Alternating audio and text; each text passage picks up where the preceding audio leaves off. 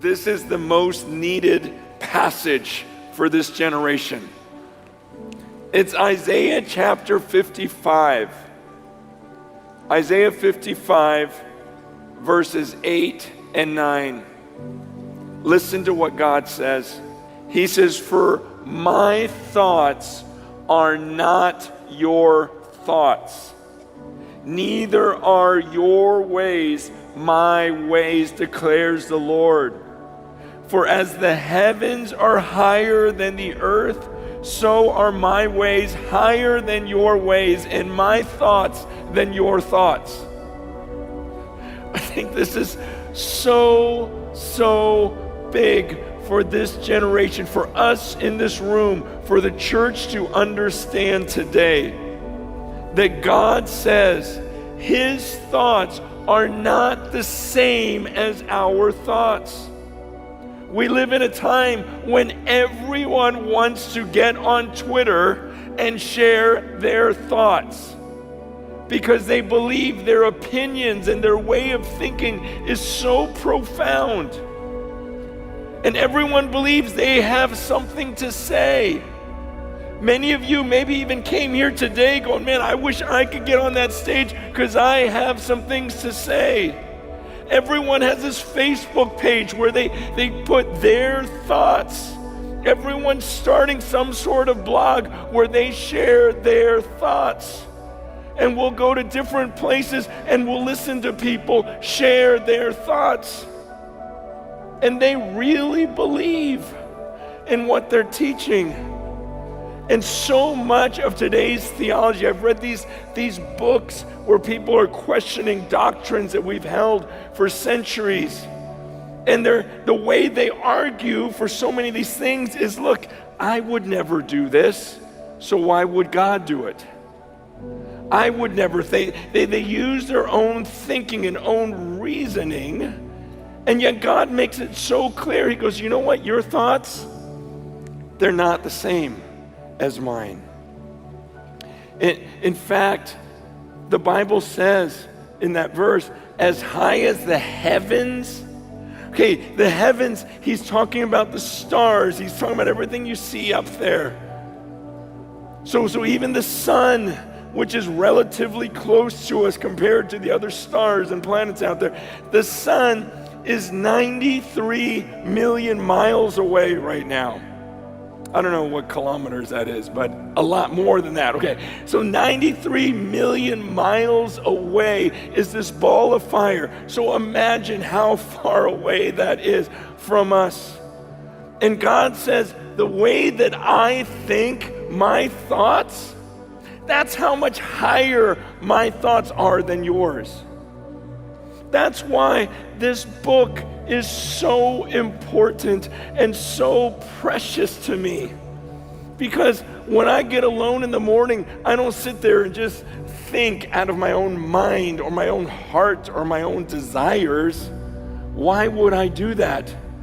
God says, my thoughts are infinitely beyond yours, and my ways are not your ways. We need to humble ourselves. I know this is a generation that has a real struggle with the idea of truth because they believe that they can find their version of truth, and they believe their own thoughts, and they value their own thoughts. And that's why I love that passage. God reminds me that the next time someone goes, hey, you want to know what I think? I just go, not really. I mean, who cares? Who cares what you think? Who cares what I think? Who cares what I feel? Who cares what I think is right? I'm a human being that's existed for 50 years. And God says his thoughts are eternal and immeasurably greater than mine. And it's time for us to stop listening to all the opinions and even valuing speakers like me and just saying, you know what, just open the word to me. Just open this book. There's a passage in Ecclesiastes that I also love. Ecclesiastes chapter 5 is such a good reminder to me. He says this, Ecclesiastes 5, verse 1. Guard your steps when you go to the house of God. To draw near to listen is better than to offer the sacrifice of fools, for they do not know that they are doing evil. Do not be rash with your mouth, nor let your heart be hasty to utter a word before God. For God is in heaven, and you are on earth. Therefore, let your words be few. He says, let's be careful when we come into the sanctuary of God. When we come into the presence of God, we live in a time when everyone is quick to speak. And like that verse says, they offer the sacrifice of fools. They just start talking because they don't know that they are doing evil. Man, I take that passage seriously because I go, God, I don't want to walk on that stage and just start talking. Because I may be saying things that you don't want me to say. That's why I had you pray for me.